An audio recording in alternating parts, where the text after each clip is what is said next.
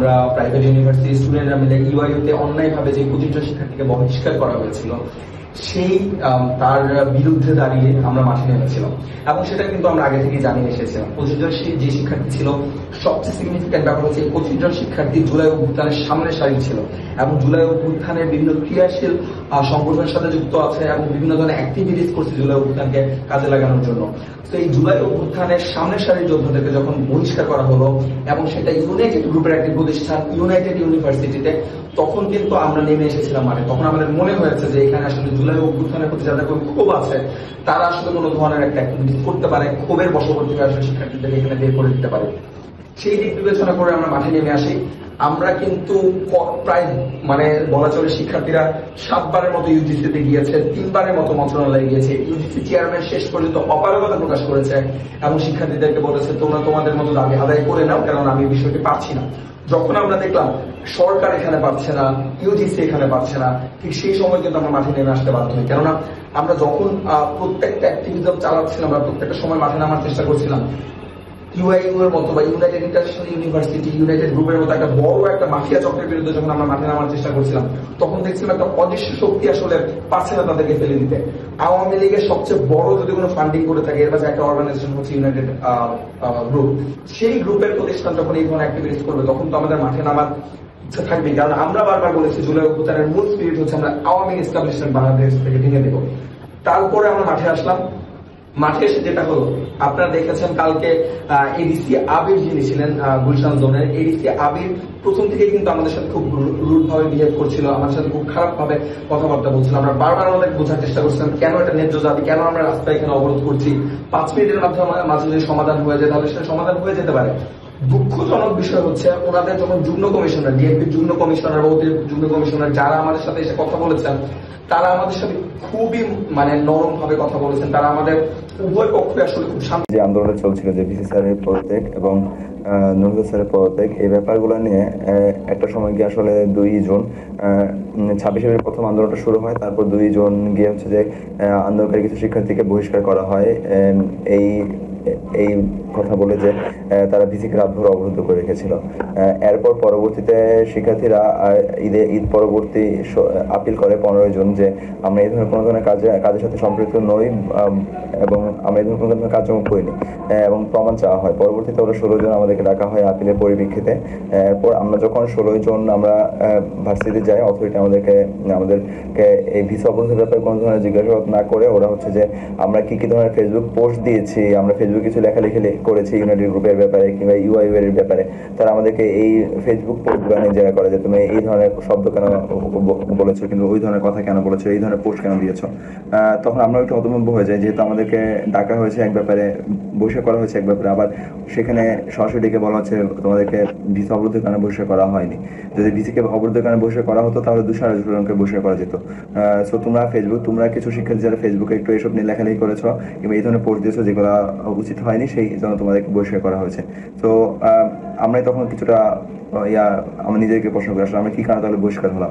তো এরপর আমরা দাবি জানিয়ে আসছি যে আপনারা প্রত্যাহার করেন, আপনারা যদি প্রত্যাহার করেন তাহলে হচ্ছে হয়তো আর কোনো ধরনের আন্দোলন বা এসব কিছু হবে না। সো পরবর্তীতে তারা তাও প্রত্যাহার করেনি, আমাদের কোনো দাবি মেনে নিচ্ছিল না। সো পরবর্তীতে আমরা ঘোষণা দিই যদি আমাদেরকে বহিষ্কার প্রত্যাহার না করা হয়, তাহলে আমরা 21 জুন হচ্ছে যে নতুন বাজার ব্লকের কর্মসূচি পালন করবো। সো সেই পূর্ব ঘোষিত কর্মসূচির আলোকে আমরা হচ্ছে যে 21 তারিখ নতুন বাজার কর্মসূচি পালন করি এবং অন্যান্য যে প্রাইভেট ইউনিভার্সিটি ছিল সবাই আমাদের সাথে সংহতি জানায়, তারা আমাদের সাথে অংশগ্রহণ করে।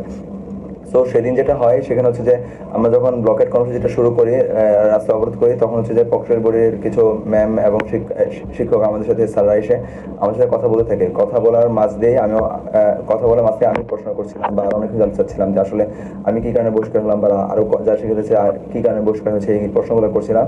কিন্তু আমরা বলছিলাম যে আপনাদের যে রুলসগুলো দেওয়া আছে সেই রুলসগুলোর ক্ষেত্রে তো আপনারা মানছেন না। সো ওই মুহূর্তে যখন আমরা কথাগুলো বলছিলাম, হুট করে আমরা দেখি যে পিছন থেকে পুলিশ এসে, ভারত থানার পুলিশ এসে আমাদের আমাদের উপর আক্রমণ করে বসে এবং আমাদেরকে মোটামুটি লাঠি পেটা করে, বুট দিয়ে লাঠি দেয়, কিছু মেয়েদের উপর আঘাত করে, যেটা জুলাইয়ের আগে আওয়ামী আমলে হয়েছিল। তো আমরা তখন হতভম্ব হয়ে পড়ি যে এই কাজগুলো কিভাবে হচ্ছে। আমরা কোনোভাবে এক্সপেক্ট করি নাই যে জুলাই পরবর্তীতে এইভাবে আমাদের উপর আক্রমণ আসবে। জুলাই আমাদের নতুন বাজারে কোনোভাবে আক্রমণ করার সাহস পাইনি।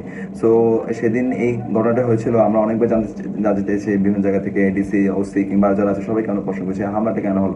ওরা সেভাবে কোনো ধরনের জবাব দিতে চাচ্ছিল না যে আসলে হামলাটা কি কারণে হয়েছে। সো আমরা ওইখানে কিছুটা প্রশ্নের সম্মুখীন হই যে আমরা কেন হয়েছি। সো পরবর্তীতে আমরা সারাদিনে সন্ধ্যা পর্যন্ত অবরোধটা চলে এবং আমরা সন্ধ্যার দিকে আবার প্রেস ব্রিফিং করে আমরা জানাই যে যদি রাত আটটার মাঝে কোনো ধরনের আমাদের বহিষ্কার প্রত্যাহার না করা হয় শর্তহীনভাবে, সো তাহলে আমাদের পরবর্তী কর্মসূচি আসবে না। কিন্তু তারা 8টার আগে তারা প্রত্যাহার করে ঠিকই, কিন্তু ওরা এখানে কিছু শিক্ষার্থীকে যেটা করে সেটা হচ্ছে যে প্রত্যাহার করার সাথে সাথে 2টা সেমিস্টারকে ওদেরকে সাসপেন্ড করা হয়েছে, যে নেক্সট 2টা সেমিস্টার হচ্ছে ওরা কন্টিনিউ করতে পারবে না।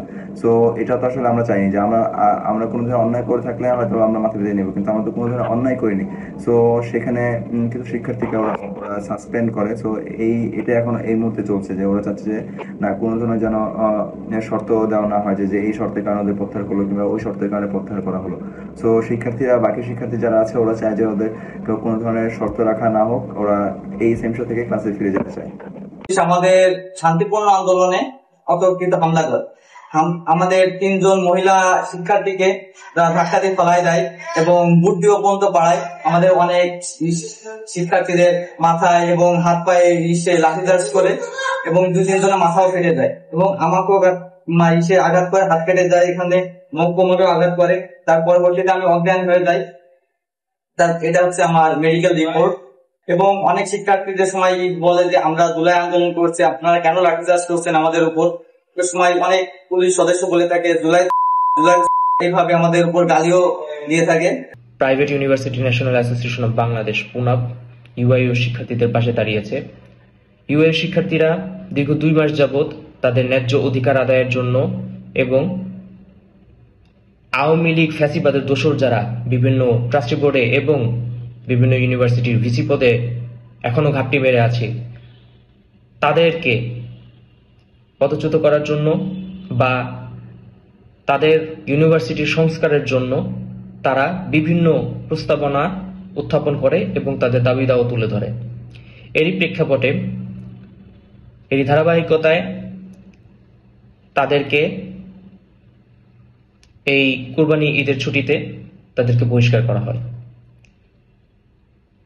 তাদের অপরাধ, তারা সংস্কার চেয়েছে, তারা ছাত্রদের সম্মুখ সারিতে দাঁড়িয়ে তারা নেতৃত্ব দিয়েছে। ইউআইইউ এর 25 জন ছাত্রদেরকে তাদের ছাত্রত্ব ফিরিয়ে দিতে হবে অতি দ্রুত সময়ের মধ্যে। এবং আজকে যারা আওয়ামী লীগের ফ্যাসিবাদের দোসর যারা হাসিনাকে মা ডাকে, যে সকল পুলিশ সদস্য অতিরিক্ত বল প্রয়োগের ফলে আমাদের পুনাবের কয়েকজন সদস্যকে আহত করেছে এবং ইউআইইউ শিক্ষার্থীদেরকে আঘাত করেছে, তাদেরকে অনতিবিলম্বে শাস্তির আওতায় আনতে হবে।